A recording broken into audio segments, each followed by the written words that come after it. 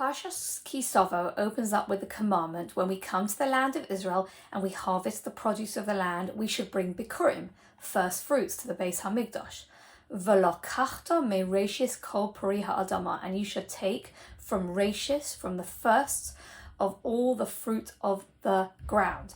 We thank Hashem for what we have as a nation and as individuals. The Pesukim, Devarim, Kaf Vov, Aleph to Yud Aleph, play a central role in the Haggadah of Pesach.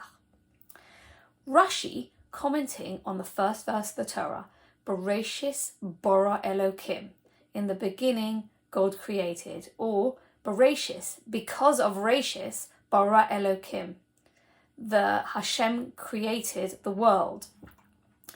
Rashi says that this verse needs to be explained because grammatically it doesn't make sense. So what does it mean, Bereshit, because of Reshis, Bara Elokim, Hashem created? And he says, Bishvil HaTorah shenikres Reshis, because of the Torah, the world was created, because the Torah is called Reshis. Uvishvil Yisrael shenikru Reshis Tvuaso, because Israel, the Jewish nation, are called the first of God's produce. Hashem created the world, therefore, because of Bereshit, which is the Torah and Yisrael. Rashi also quotes the Medrash in Bereshit Rabba 1:4, and he says, B'zchus shlosha Devarim nivra ha'olam, because of three things the world was created. B'zchus challah, because of the merit of setting aside the challah offering from the dough. Uv'zchus masros, in the merit of giving masros tithes. Uv'zchus bikurim, and in the merit of bringing bikurim, the first fruits, to the temple. Now all these things are taking a little bit of something that we have ourselves and giving it to the Beis Hamikdash.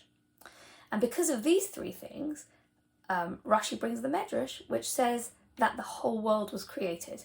And one of those three things is Bikkurim, which we talk about at the beginning of this week's Sedra. How can that be that because of Bikkurim, bringing first fruits, that's one of the reasons why the Medrash tells us the world was created? And the Al-Sheikh explains that the essence of the mitzvah of Bikkurim is Hakaras HaTov, expressing gratitude to Hashem. And Hakaras HaTov is so integral to our Jewish faith. We must show gratitude to other people and also Hashem for everything that we have. Recognizing the need to express gratitude is so fundamental to being a Jew, and that's so much so that according to the Medrash, the world was created because of Bikkurim, in order that we should understand that the whole world was created in order that we should have Hakaras HaTov. It is such a central principle. Rabbi Chaim Rosenfeld quotes Rab Leibel Lamb's daughter as saying, "What if you woke up tomorrow with only the things that you asked Hashem for today?" Certainly, it makes you think what we all need to be grateful for. The Jewish people are called Yehudim. And when I spoke in Parshas Va'era, I spoke about gratitude in general, but I also mentioned the fact that Leah, when her fourth son was born, Yehuda, she says, Ha'pa'am ode es Hashem, this time I will thank Hashem. And we are called Yehuda because of the word Modeh. Now, Modeh means I admit, I acknowledge. Perhaps I acknowledge when I thank somebody else that I have some sort of deficiency, that person could help me, I needed help. Or when I thank Hashem and we get up in the morning, we say, Modeh ani lefanecha Hashem.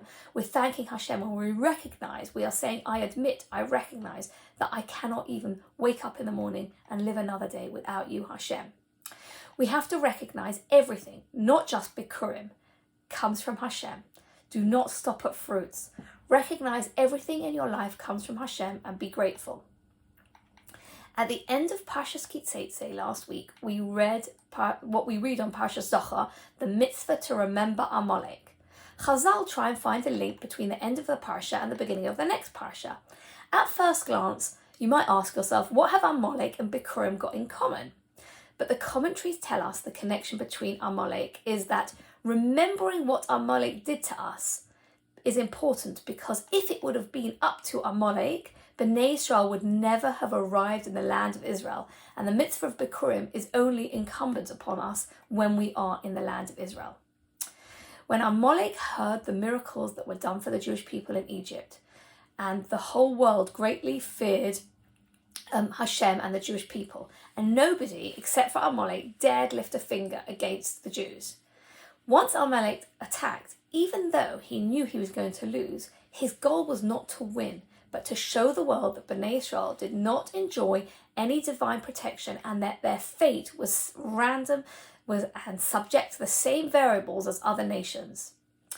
Interestingly, in Bamidbar, Kaf Dalad, Kaf, Amalek is also referred to as Rashis Goyim Amalek. Whilst the Torah and Israel, Chala, Bikkurim and Masras represent one type of Rashis, Amalek represents the antithesis, a completely different type of beginning. He was beginning a movement of allowing the world to think that there was no God and everything was random. The Torah and Bnei Israel are a manifestation of Hashem's will on this earth. Amalek represents the opposite, the rejection of Hashem, espousing a worldview of coincidence and happenstance. When Bnei Israel arrived in Israel and started farming and growing the fruit, would they see the fruits of their labor independent of Hashem? Would they be deluded into thinking, like it says in Devarim, Perek Ches Pasuk Yud Zayin, Kochi Va'otzim Yodi? Or would they acknowledge that even though they were the farmers and they were living in the land and ploughing and tilling the soil, that the first fruits would be brought to Jerusalem in recognition that everything comes from Hashem? We have to constantly live with a recognition that whatever we have is from Hashem. When reading this week's Sedra and starting with the mitzvah of Bikkurim, although at first it doesn't appear to be so relevant to us today because we don't have the Beis Hamikdash, we should remind ourselves and appreciate that everything we have comes from Hashem, and we should never adopt the culture of Amalek, who espoused the ideology that everything is random. May we all merit soon to be living in the land of Israel and to be able to bring the Bikkurim to the Beis Hamikdash. Good Shabbos.